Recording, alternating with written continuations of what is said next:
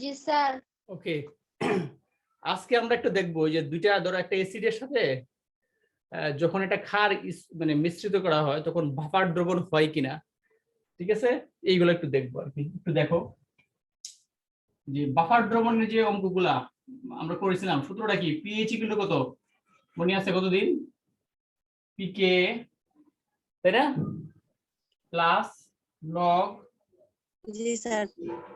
আমরা কি বলছিলাম যে লবণ, তাই না? উপরে বলছিলাম লবণ, মানে বাফারের যে লবণ আর কি, বুঝছো? আর নিচে কি ছিল? অম্ল, তাই না? এটা এরকম বলছিলাম, মানে লবণের ঘনমাত্রা, অম্লের ঘনমাত্রা। তো এই সমীকরণটাকে আমরা একটু অ্যাডভান্স করতে পারি, বুঝছো? এই সমীকরণটাকে আমরা একটু অন্যভাবে লিখতে পারি। এটা লিখলেও হয়, যেমন আমরা যখন অ্যাসিড নিছিলাম, একটু দেখো কি বলেছিলাম। পিএইচ ইকুয়াল হচ্ছে পিকে প্লাস লগ 10। ধরো আমি যদি একটা স্পেসিফিক লবণ চিন্তা করি বাফার সিস্টেমের, এটা এটা তারপরে হচ্ছে তোমার এইটা, তাই না? এটা যে কোনো একটা দুর্বল অ্যাসিড, তোমার নিচেরটা হচ্ছে অ্যাসিড আর উপরেরটা হচ্ছে লবণ। আমরা এটা তো নরমাল বলছি, স্বাভাবিক। আর এটা হচ্ছে তোমার যে যদি একটা স্পেসিফিক বাফার সলিউশন নেই, এইখানে যে বাফার দ্রবণটা লিখছি আমরা, এটা কি বাফার একটু বলো দেখি? Acetic acid, sodium acetate. তোমার নিচের যে অ্যাসিডটা আছে না, এটার নাম কি? Acetic acid. আর উপরে যেটা আছে এটা হচ্ছে কি? Sodium acetate. ওকে, এখন দেখো এই এই যে এটা আছে না, এটাকে আমরা আরেকটু ভালোভাবে লিখতে পারি। এই সমীকরণটাকে ইচ্ছে করলে আমরা এইভাবে লিখতে পারি। তোমরা তিনটা ইকুয়েশন লিখে রাখবা, আজকে আমরা এগুলো কাজে লাগবে। পিকে প্লাস লগ 10, লবণের, এখানে তো লবণের ঘনমাত্রা, এটা অম্লের ঘনমাত্রা, বুঝছো? ইচ্ছে করলে আমরা এইভাবে লিখতে পারি, এন লবণ, মানে লবণের মূল সংখ্যা, এন অম্লের মূল সংখ্যা, বুঝছো? এটা এটা হচ্ছে একটা স্পেসিফিক বাফারের জন্য, এটা এটা এটা হচ্ছে সাধারণ ক্ষেত্রে আমরা যা লিখি। আর এটা হচ্ছে তোমার এই সমীকরণটাকে একটু অ্যাডভান্স ফর্মে লিখলে এইভাবে। তবে তোমাদেরকে বলি যে বাফার ডোমেনে যদি অঙ্ক করতে যাই, আমরা নিচের ফর্মুলাতে অঙ্ক করব। যত অঙ্ক আছে আমরা নিচের ফর্মুলাটাতে করব। সবাইকে আমার আমার লেখা কি দেখতে পাচ্ছ? জি স্যার। ওকে, এখন আমরা একটা অঙ্ক করে অঙ্কতে আসতেছি। দেখো একটা বাফার দ্রবণ কিভাবে তৈরি হয়, বা একটা অ্যাসিডের সাথে ক্ষার মিশ্রিত করলে বাফার দ্রবণ হবে কিনা, এটা নিয়ে আমরা একটু যাচাই করবো আর কি। দেখো, ওকে, সবাই একটু মনোযোগ, এটা খুবই ইম্পর্টেন্ট প্রশ্ন। এখন যেটা পড়াচ্ছি এটা থেকে একটা সৃজনশীল প্রশ্ন হবে, বুঝছো? এখান থেকে একটা ক্রিয়েটিভ প্রশ্ন হবে। ওকে, দেখো, ফাইনাল পরীক্ষাতে আসবে, কলেজে তো আসবেই। দেখো, ধরো এটা হচ্ছে একটা পাত্র, হ্যাঁ, এটা হচ্ছে একটা পাত্র, এটা একটা পাত্র, ওকে। আর এখানে হচ্ছে আরেকটা পাত্র, এটা তোমার আরেকটা পাত্র, এটা একটা পাত্র, এটা একটা পাত্র। এই পাত্রে তোমার আছে 30 ml 0.1 মোলার অ্যাসিটিক অ্যাসিড আছে, বুঝছো? এখানে তোমরা একটু ক্যালকুলেটর সাথে রাখবা, ক্যালকুলেটর লাগবে, কাজে লাগবে। আরেকটা পাত্র যেটা হচ্ছে 20 ml, হ্যাঁ, 0.1 molar sodium acetate, sodium hydroxide, sorry. দেখো, তাহলে একটার মধ্যে আছে অ্যাসিড, এটা নাম হচ্ছে অ্যাসিটিক অ্যাসিড, বুঝছো? জি স্যার। অ্যাসিটিক অ্যাসিড অথবা এটা ইথানোয়িক অ্যাসিডও বলা যায়। ইথানোয়িক অ্যাসিড, দুইটা কার্বন আছে তো, এটা হচ্ছে সোডিয়াম হাইড্রোক্সাইড। এখন প্রশ্ন হচ্ছে যে এই দুইটাকে যখন আমরা একসাথে মিশ্রিত করব, বুঝছো, মিশ্রিত করলে পিএইচ কত হবে? আমার প্রশ্ন হচ্ছে এটা, মানে দুইটা দ্রবণকে যদি একসাথে মিশ্রিত করি আমরা, এটা একটা অ্যাসিডের দ্রবণ, এটা উইক অ্যাসিড, দুর্বল অ্যাসিড, আর এটা হচ্ছে কি একটা দুর্বল শক্তিশালী ক্ষার। দুটো একসাথে মিশ্রিত করলে মিশ্রণের পিএইচ কি হবে? এখন দুটো একসাথে মিশ্রিত করলে নিশ্চয়ই তোমার এখানে কোনো একটা রিঅ্যাকশন হবে, রিঅ্যাকশন হবে না? আমরা একটা রিঅ্যাকশনটা লিখি। ধরো অ্যাসিডিক অ্যাসিড, এই যে acidic acid plus sodium hydroxide একসাথে মিশ্রিত করলাম, রিঅ্যাকশনের পরে কি তৈরি হয়? Sodium acetate, sodium acetate plus কত হবে? সাইমা আছে নাকি ক্লাসে আজকে? জি না সাইমার আম্মা নানা বাড়ি গেছে, তাই ক্লাস হতে পারে না। ও মোবাইল নিয়ে গেছে। জি আচ্ছা আচ্ছা, অসুবিধা নাই, ক্লাসটা আমাদের কলেজের পেজে আছে, গ্রুপে আছে, পরে দেখতে পাবে। তুমি কি ক্লাস করে দেখো? জি স্যার। ইউটিউবে দেখো, ওই আমার ইউটিউবে দেখবা, বা কলেজের পেজে দেই, কলেজের গ্রুপেও দেই মাঝে মাঝে। ঠিক আছে, আচ্ছা এখন একটু দেখো, একটু তোমরা একজন একটা স্ক্রিনশট নিয়ে নাও, হ্যাঁ, কে কে ক্লাসে ছিল দেখবো না। ওকে, দেখো এখন এখান থেকে আমরা বিক্রিয়া লিখছি, তাই না? এখন দেখো আমরা এখন কি করবো জানো, এইটার যে মূল সংখ্যা বের করবো, মানে অ্যাসিডের মূল সংখ্যা বের করবো, অ্যাসিডের মূল সংখ্যা বের করবো। অ্যাসিডের মূল সংখ্যা কিভাবে বের করে একটু দেখো। এই দেখো এন লিখবো কোথায়, ধরো এইখানে বের করে লিখ, অ্যাসিডের মূল সংখ্যা বের করবো। এই যে এখানে এই যে অ্যাসিডটা আছে না, মূল সংখ্যা বের করি, এন অ্যাসিড মনে করো, এন অ্যাসিডের মূল সংখ্যা, এন অ্যাসিড, দেখছো অ্যাসিডের মূল সংখ্যা বের করতেছি। তাহলে অ্যাসিডের মূল সংখ্যা যদি বের করি দেখো কি হবে জানো, এই যে 30 আছে না, 0. মোলারিটি ইনটু আয়তন, আয়তনটা তোমার আসবে কিসে, এটা এটা তোমরা আগে যারা ক্লাস করছো তারা নিশ্চয়ই বুঝবা আর কি, যে একটা অ্যাসিডের মূল সংখ্যা হচ্ছে মোলারিটি ইনটু আয়তন, এবং আয়তনটা অবশ্যই কিসে হবে, লিটারে হবে। মোলারিটি ইনটু আয়তন, আয়তনটা হবে লিটারে। এখানে একটু ক্যালকুলেশন করে আমাকে একটু বলো দেখি, ক্যালকুলেশন করতে পারবা? ক্যালকুলেটর আছে সাথে? কত হয়? 3 ইনটু 10 টু দি পাওয়ার -3, এটা হবে অ্যাসিডের মূল সংখ্যা যদি হিসাব করে ক্যালকুলেশন করে। আচ্ছা এখন আমরা ক্ষারের, এই যে ক্ষার যেটা ছিল, ক্ষারের মূল সংখ্যাটা বের করে নিলাই। এই দেখো ক্ষারের মূল সংখ্যাটা, ঠিক আছে? এই যে ক্ষারটা কত আছে, মূল সংখ্যা বের করে, এই যে মোলারিটি ইনটু আয়তন, আয়তনটা অবশ্যই কিসে যাবে, লিটারে 1000 দ্বারা ভাগ করতে হবে। এটা যদি হিসাব করো 2 into 10 to the power minus কত হবে, 3 হবে। এটাকে যদি হিসাবটা করি আর কি আমরা, বুঝতে পারছো? এটা অ্যাসিডের মূল সংখ্যা, এটা হচ্ছে কি ক্ষারের মূল সংখ্যা। ওকে, এখন দেখো এটা, এখন এই দুটার মানে আমার প্রথম প্রশ্ন ছিল যে এই দুটাকে যদি একসাথে মিশ্রিত করি এটা কি বাফার দ্রবণ হবে কিনা, মানে প্রথম প্রশ্ন হচ্ছিল এটা, যদি হয়ে থাকে তাহলে তার পিএইচ কত, আর বাফার দ্রবণ যদি নাও হয় তাহলে তার পিএইচটা কত। আমার উদ্দেশ্য ছিল দুটো মিশ্রিত করলে পিএইচ কত হবে। এখানে একটা জিনিস তোমরা মনে রাখবা, কে এর ভ্যালুটা দেয়া আছে বইয়ে, কে এটার কে এর ভ্যালুটা 10 টু দি পাওয়ার -5 এটা দেওয়া থাকবে আর কি। এখনো ক্লাসে যে কে জানি জয়েন করার চেষ্টা করতেছে। ওকে ওকে, তাহলে দেখো এখন এখন এখানে কোনটা বড় সংখ্যা বলো তো, এটা কি অ্যাসিডের মূল সংখ্যা বেশি না ক্ষারের মূল সংখ্যা বেশি? হ্যাঁ, অ্যাসিডের মূল সংখ্যা বেশি। একটা জিনিস খেয়াল করবা, যে যখন এরা যখন রিঅ্যাকশন করে, এখানে কিন্তু 1 মোলের সাথে 1 মোল রিঅ্যাকশন করতেছে, 1 মোল আর 1 মোল, বুঝছো রিঅ্যাকশন করার সময়, তাহলে এটা সমান সমান বিক্রিয়া করবে। তাহলে তাহলে এখানে কোনটা অ্যাক্সেস থাকবে, অতিরিক্ত থাকবে কোনটা, এটা বড় না এটা বড়, সংখ্যা বড় কোনটা, এটা না? যেহেতু এখানে যেহেতু এখানে আমরা কে বড়, অ্যাসিডের মূল সংখ্যা, অ্যাসিডের মূল সংখ্যা হচ্ছে কি তোমার ক্ষারের মূল সংখ্যা হচ্ছে বেশি, অ্যাসিডের মূল সংখ্যা ক্ষারের মূল সংখ্যা হচ্ছে বেশি যদি হয়, সুতরাং এটা কি হবে, এটি ইহা ইহা মানে মানে এদের মিশ্রণ, ইহা একটি বাফার সলিউশন হবে, একটি বাফার দ্রবণ তৈরি করবে। এটা একটা বাফার দ্রবণ কি করবে, এটা একটা বাফার দ্রবণ করবে। সবাই কি বুঝছো আমার কথাটা? জি স্যার। কারণ এখন এখন আমি তোমাদেরকে তোমরা এই ডাটাগুলোটা মনে হয় বাফার দ্রবণ তৈরি করছে, তো আমি বললাম যে অ্যাসিডের মূল সংখ্যা যদি বেশি থাকে তাহলে বাফার দ্রবণ তৈরি করছে কিভাবে, কারণ এইটা এটা মিলে তো অ্যাসিড হবে না, অ্যাসিড হবে কি এইটা মিলে আর এটা মিলে, তাই না? স্যার একটা স্ক্রিনশট মারলাম স্যার। হ্যাঁ ঠিক আছে,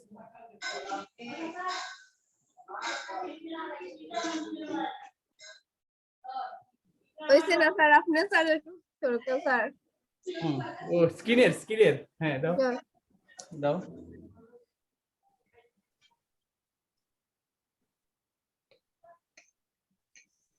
হইছে স্যার।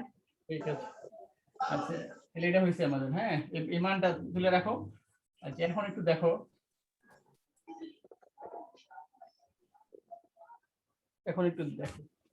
আমরা এটা দেখো, বিক্রিয়ার পূর্বে এটা ছিল কত, 1 × 10⁻³ না, এরকম ছিল না, 3 ইনটু, আর এটা ছিল কত, 2 × 10⁻³, তাই না?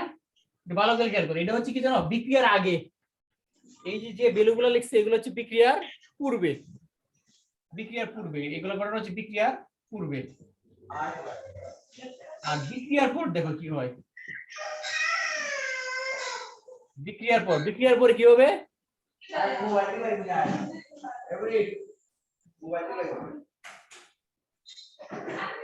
বিক্রিয়ার পরে কি হবে জানো, এখান থেকে এটা বিক করে দিবা। বিক করলে কত হবে বলো তো দেখি, এটা মাইনাস এটা, ক্যালকুলেটর আছে, এখান থেকে বিক করলে হবে, এখানে থাকবে 1 × 10⁻³ এখানে হবে 0, আর এখানে হবে 2 × 10⁻²। একটু সবাই ভালো করে খেয়াল করো, বিক্রিয়ার পরে যখন বিক্রিয়া শেষ হয়ে যাবে তখন কি কি আছে দেখো, বিক্রিয়ার শেষে আমার কি আছে, এখানে আমার আছে কি, অ্যাসিড আছে, আর কি আছে, লবণ। এটা একটু ভালো করে খেয়াল করো যারা যারা আছো, যে এই দুটো সমান সমান বিক্রিয়া করে, যেহেতু অ্যাসিডের পরিমাণটা বেশি, তাহলে বিক্রিয়া করে আমাদের অ্যাসিড অতিরিক্ত এটা থাকবে, আর এটা সম্পূর্ণরূপে বিক্রিয়া করে লবণ তৈরি করে ফেলবে। অর্থাৎ বিক্রিয়ার পরে আমার কি কি আছে, আমার অ্যাসিড আছে, আর কি আছে, লবণ আছে। যেহেতু বিক্রিয়ার পরে অ্যাসিড আর লবণ আছে, তাহলে এটা কি হবে, এটা একটা বাফার দ্রবণ হবে। ওকে, কারণ বিক্রিয়ার পরে কোনো ক্ষার নাই, ক্ষার সম্পূর্ণরূপে বিক্রিয়া করে ফেলছে, এই কারণে। যেহেতু বিক্রিয়ার পরে শুধুমাত্র অ্যাসিড আর লবণ আছে, তাহলে এটা একটা বাফার দ্রবণ হবে। এখন এটার অঙ্কটা আমরা কিভাবে করব, দেখো, পিএইচ আমরা জানি, পিএইচ ইকুয়াল টু কি, পিকে প্লাস লগ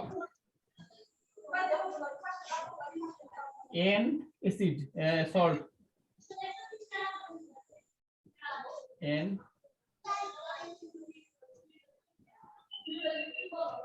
অ্যাসিড। এই দেখো বিক্রিয়ার পরে যেগুলো ভ্যালুগুলা, এখন আমরা এই মানগুলো এখানে ইউজ করে ফেলবো আর কি, বুঝছো, মানগুলো ইউজ করলে হয়ে যাবে আর কি। দেখো মানটা ইউজ করে, পিকের মান কত, পিকে মানে কি, লগ 10 1.8 × 10⁻⁵, ঠিক আছে, প্লাস লগ 10 মূল সংখ্যাগুলো লেখো, এসিডে এটা মূল সংখ্যা কত, লবণের মূল সংখ্যা কত, এটা 2 × 10⁻³ আর এসিড কত দূর রয়েছে, 1 × 10⁻³। হ্যাঁ, এটা ক্যালকুলেটর করলে তোমরা একটা মান পাইবা, মানটা এরকম কাছাকাছি হইতে পারে, আমি মোটামুটি বলছি আর কি, মানটা এরকম হবে। তার মানে প্রথম কথা হচ্ছে এটা আমরা বাফার দ্রবণ হইছি কিনা এটা বের করছি, মানে বুঝছি। পরে আবার এই বাফার দ্রবণের পিএইচ এর যে ভ্যালুটা আছে না, এটা আবার বের করলাম আমরা, ঠিক আছে। আজকে তো স্যার আপনি যেলাম ক্লাস করেন স্যার, এলাকায় ইউজ করেন না স্যার, করে না, ক্লাস করেন স্যার। ঠিক আছে, বাংলা ক্লাস করলে স্যার জাফসা লাগে স্যার, বুঝা যায় না স্যারে মাথা নই না আমরা। ও, এটা আসলে নেটের সমস্যা, বুঝছো। আর আমার এখানে তো ভালো তোমারই আছে, ভালো ক্যামেরা, বুঝছো, যদি ভালো ক্যামেরাটা বুঝা যায় স্যার। হ্যাঁ হ্যাঁ, স্পষ্ট বুঝতে পারবা, ভালো ক্যামেরা ভালো নেট লাগে, বুঝছো, ভালো তো শুনতে হলে এটা দরকার, সবার কাছে তো নেটের একটু সমস্যা হয়ে যায়। ওকে, এই হচ্ছে আমার বাফার দ্রবণের অঙ্ক, আমরা এইভাবে করব। হ্যাঁ বলো। জি স্যার। তাহলে এই অঙ্কটা কি বুঝতে পারছো সবাই? জি স্যার। তাহলে এই সমস্ত অঙ্ক আসলে যদি তোমার অ্যাসিড এবং যদি ক্ষার দেয়া থাকে, তাহলে এটা বাফার দ্রবণ হবে কিনা এটা আগে বের করবা, আর যদি বাফার দ্রবণ হয় তাহলে এইভাবে করবা। এখন প্রশ্ন হচ্ছে যদি বাফার দ্রবণ না হয় তাহলে কি করবা, এইরকম একটা অঙ্ক আমরা করবো, তখন কি করবো আর কি, এটা একটু দেখাচ্ছি। তোমরা আগে যারা ক্লাস করো নাই, আমার যে কেমিস্ট্রি ফার্স্ট পেপারের যত ভিডিও আছে ইউটিউবে, বুঝছো, প্রায় 100টার মতো ভিডিও আছে, এই ভিডিওগুলো দেখবা, দেখলে বুঝতে পারবা, আগে যারা ক্লাস করে না কিন্তু বলতেছি। পরীক্ষা তো তোমাদের একটা পরীক্ষা নিব অনলাইনে 20 তারিখ, আমি চিন্তা করছি 20 তারিখে নিব, বুঝছো। 20 তারিখ নি স্যার? হ্যাঁ হ্যাঁ 20 তারিখ। Okay sir. আমি দিব, ডিক্লেয়ার দিব গ্রুপে 20 তারিখে। কোন চ্যাপ্টারটা নিব, কোন কোন টপিকস? কয়টা চ্যাপ্টার স্যার? আমি তো যা পড়াইছি সবগুলোর উপরেই মোটামুটি। এই চ্যাপ্টার থেকে প্রশ্ন করব, এর আগের চ্যাপ্টার থেকে করব। তোমরা দেখে ফেলবা, ভিডিওগুলো দেখলে তো হয়ে যাবে, আগের ভিডিও দেখলে তো পারবা সমস্যা নাই। ওকে, এখন দেখো আরেকটা প্রশ্ন করতেছি। দেখো এই প্রশ্নটা তোমরা বের করবে। 20 ml 0.1 মোলার অ্যাসিডিক অ্যাসিড এভাবে করতে হবে, তোমরা করবা। এবং 30 ml 0.1 মোলার, আমরা একটু অ্যাসিডটা চেঞ্জ করে দেব, অন্য একটা অ্যাসিড দিই, বুঝছো? এই যেটা তাহলে ভালো হবে। পটাশিয়াম হাইড্রোক্সাইড, তো এটা হচ্ছে একটা অ্যাসিড আর এটা হচ্ছে কি একটা ক্ষার। এত এবং এত দ্রবণের মিশ্রণের পিএইচ কত? মিশ্রণের পিএইচ এটা বের করবা। 20 ml 0.1 মোলার এটা হচ্ছে মিথানোয়িক অ্যাসিড অথবা ফর্মিক অ্যাসিড, এবং 30 ml 0.1 মোলার পটাশিয়াম হাইড্রোক্সাইড, এটা একটা ক্ষার, বুঝছো? এই দুইটার দ্রবণের মিশ্রণের পিএইচ বের করতে চাই আমরা। এটা যদি করতে চাও, বুঝছো, ওই যে প্রথমে বলছিলাম না আমি কি করব, কি বের করব? ফার্স্টে মূল সংখ্যা বের করে ফেলবা। এখানে অ্যাসিডের মূল সংখ্যা কত হবে? n acid. এই যে অ্যাসিডের যে ভ্যালুটা এটা বের করে ফেলবা আর কি। ভ্যালুটা কত আসে দেখো, কত আসবে ভ্যালুটা? এটা ইনটু এটা 0.1 20 বাই কত 1000, এটা 2 into 10 to the power minus কত 3, এটা। আবার তোমার মনে করো এই যে ক্ষারের মূল সংখ্যা পটাশিয়াম হাইড্রোক্সাইড, এটার মূল সংখ্যা বের করবা, এটা হবে 3 into 10 to the power minus. এখন কিন্তু উল্টা হইছে আর কি, মোটামুটি আগের মতো। এখানে এখন কে বড় বলো তো? এখানে কাপটা বেশি, ঘনমাত্রা ক্ষারের, যেহেতু এখানে ক্ষারের মূল সংখ্যা বেশি, হ্যাঁ, অ্যাসিডের চেয়ে, তাহলে মোটামুটি বলতে পারি এটা বাফার দ্রবণ হবে না। বাফার দ্রবণ হবে না, কারণ বিক্রিয়ার পরে এখানে অতিরিক্ত ক্ষার থাকবে, এই জন্য বাফার দ্রবণ হবে না, হবে না। তোমরা আগের ক্লাসগুলো করলে এগুলো আরো চমৎকার বুঝতে আর কি। এটা বাফার দ্রবণ হবে না, এটা বাফার দ্রবণ হবে না। এখন আমরা একটু কাজ করি। আমরা প্রথমে বুঝছি এটা বাফার দ্রবণ হবে না, কারণ এখানে ক্ষার বেশি। ক্ষারের মূল সংখ্যা যদি বেশি থাকে তাহলে এটা কখনোই বাফার দ্রবণ হবে না, এটা মনে রাখতে হবে। এখন আমরা একটু রিঅ্যাকশনটা লিখি। দেখো H দেখলাম, তারপরে পটাশিয়াম হাইড্রোক্সাইড এটা রিঅ্যাকশন করবে। রিঅ্যাকশন করার পরে Na সোডিয়াম, এটা প্লাস কি হবে? পানি হবে, H2O, এটা হবে রিঅ্যাকশন, এরকম হবে। এখন দেখো এখানে একটু দেখাই, তাহলে বিক্রিয়ার আগে, বিক্রিয়ার পূর্বে আমাদের কি ছিল? অ্যাসিড কতটুকু ছিল? 2 into 10 to the power minus 3, এটা ছিল 3 into 10 to the power minus 3। বিক্রিয়ার পূর্বে স্যার এখানে সোডিয়াম দিলে এখানে স্যার পটাশিয়াম, সোডিয়াম এখানে এটা পটাশিয়াম হবে, গুড। হ্যাঁ, এটা সোডিয়াম হবে না, পটাশিয়ামই তো হবে। এটা বলে লিখছি, ওকে, পটাশিয়াম হবে, জি গুড। না স্যার। কোথায় এখন বুঝছো? জি স্যার, এই যে পটাশিয়াম, স্যার এখন হ্যাঁ, ওকে ওকে, এটা হচ্ছে বিক্রিয়ার পূর্বে, বুঝছো? বিক্রিয়ার পূর্বে, পূর্বের ঘটনা এটা। এখন বিক্রিয়ার পরের ঘটনা দেখো, বিক্রিয়ার পর পর। আচ্ছা, এখন আমরা এই ডাটাগুলো লিখে ফেলছি, তো এই ডাটাগুলো লিখে ফেলছি, এগুলো আমরা নিচে মুছে ফেলতে পারি। বড় করে লিখি, এটা হচ্ছে বিক্রিয়ার পূর্বে, বিক্রিয়ার পূর্বে। তারপরে হচ্ছে বিক্রিয়ার পর, বিক্রিয়ার পর। বিক্রিয়ার পরে দেখো এখানে কিন্তু এটা থাকবে না, এটা যেহেতু কম, এটা শেষ হয়ে যাবে, বুঝছো? সমান সমান বিক্রিয়া করে। আর এটা থাকবে 1 into 10 to the power minus 3, এটা থাকবে। আর এটা তৈরি হবে এটার মতো 2 ইনটু, যেটা কম থাকবে অতটুকু লবণ হবে আর কি, বুঝছো?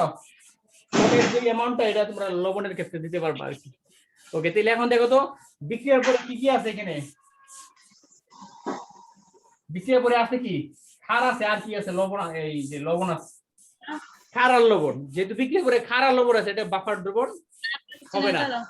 হবে না। আর এখানে তোমার লবণের পিএইচ হচ্ছে 7, লবণ, তাহলে লবণটা আমরা এখানে কাউন্ট করবো না, আমরা দেখবো অতিরিক্ত কি আছে এখানে। দেখো তাহলে অতিরিক্ত পটাশিয়াম হাইড্রোক্সাইড, অতিরিক্ত কি আছে? Potassium hydroxide. Potassium hydroxide. এটার ঘনমাত্রাটা কত হবে? দেখো ঘনমাত্রা হচ্ছে কি জানো, যে মূল সংখ্যা কত আছে ক্ষারের 1 × 10⁻³ যে মূল সংখ্যা বাই আয়তন হবে। দেখো এখানে ছিল 20 ml আর এখানে কত আছে 30 ml, 20 আর 30 কত 50, তাহলে 50 ডিভাইডেড বাই 1000। এটা আমরা মোলারিটি, যারা আগে ক্লাস করছে তারা বুঝতো, মোলারিটির ওই সিস্টেমে আমরা অঙ্কটা করে ফেলছি আর কি। উপরে হচ্ছে মূল সংখ্যা, নিচে হচ্ছে দ্রবণের আয়তনটা লিটারে। এখন এটা একটু ক্যালকুলেশন করতে হবে, ক্যালকুলেটর আছে সাথে? জি স্যার। বলো তো এটা হিসাব করলে কত আসে ভ্যালুটা, অতিরিক্ত পটাশিয়াম হাইড্রোক্সাইডের ঘনমাত্রাটা কত আসে,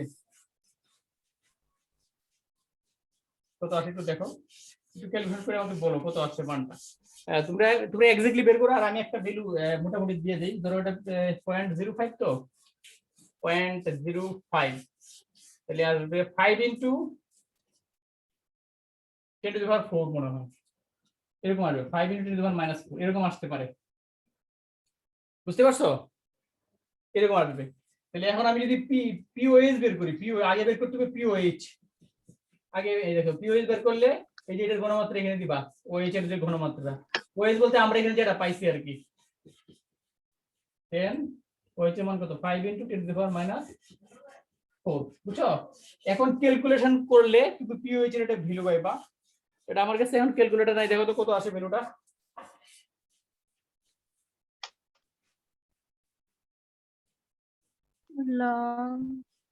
হ্যাঁ লগ দিও, ক্যালকুলেটরে লগ আছে না ওটাতে জি স্যার। কত আসে দেখো। স্যার আপনি শুনেন। আচ্ছা ওকে দেখো তো কত আসে ভ্যালুটা।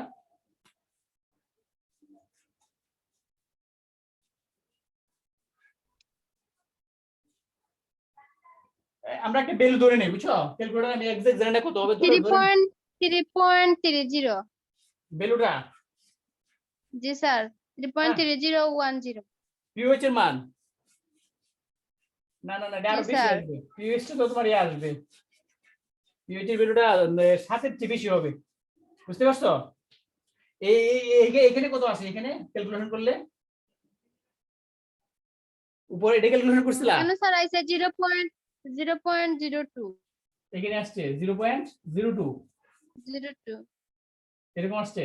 যাও তাহলে মানে আসলে ক্ষারের পিএইচটা কিন্তু সবসময় কি হয় জানো, ক্ষারের যে পিএইচ এটা 7 এর চেয়ে বেশি হয় আর কি। এটা আমি জানি না তুমি ক্যালকুলেটর হিসাব করতে পারছো কিনা, ধরো পিএইচ এরকম আসতে পারে বা 12 পয়েন্ট, হ্যাঁ এরকম আসবে 5 মনে করো আর কি ক্ষারের পিএইচ। আমি পরে নেক্সট ক্লাসে আমাদের এখন ক্যালকুলেটর আমি ক্যালকুলেশন করে দেখাবো না ভ্যালুটা কিভাবে বের করতে হয়। পিওএইচ যদি এটা হয় তাহলে আমরা কি জানি জানো, পিএইচ আর পিওএইচ মিলে কত হয়, ঠিক আছে 14, বুঝছো?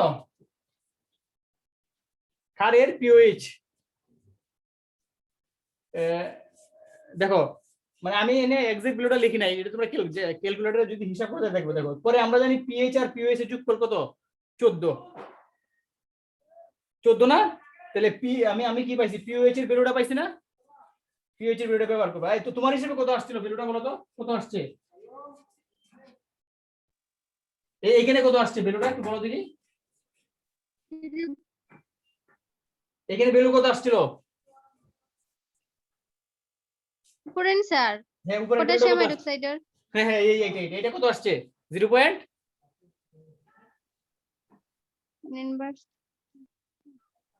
এটাকে শোনো, এই সংখ্যাটাকে 0.05 দ্বারা ডিভাইড করবে, এটা ডিভাইডেড বাই কত 0.05। তোমরা এইভাবে করতে জানো, এটা ভাগ এটা ভাগ এটাকে দিলে অঙ্ক হবে না। তো এখানে এটাকে 1 × 10⁻³ ডিভাইডেড বাই 0.05 দাও, জি স্যার ডিভাইডেড বাই কত আসছে?